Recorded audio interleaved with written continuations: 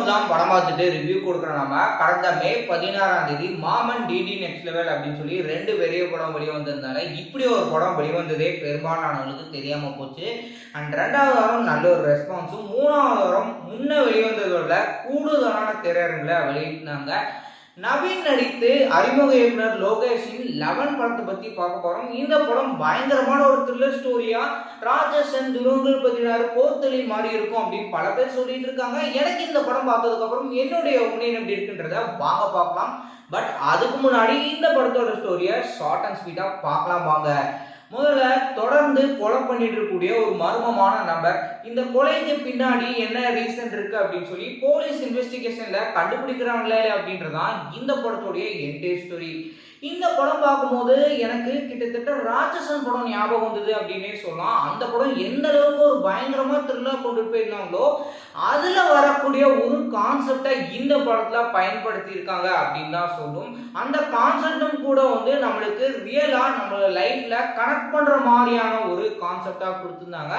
நல்ல ஒரு எமோஷனல் கனெக்டோட அந்த ஒரு கான்செப்ட் இருக்குங்க.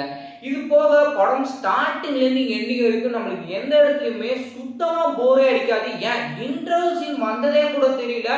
அந்த அளவுக்கு அவ்வளவு சுவாரஸ்யமா இந்த படத்துடைய திரைக்கதையை கொண்டுட்டு போயிருந்தாங்க. படத்துல வரக்கூடிய எதிர்பாராத ட்விஸ்ட் தான் வேற லெவல்ல கொடுத்திருந்தாங்க. இவர் கொலைக்காரனா இருப்பாரா, யாரு கொலைக்காரனா இருப்பான் அப்படின்னு சொல்லி நம்மளுக்கு நடுவில் ஒரு க்ளூ மாதிரி கொடுத்துருப்பாங்க.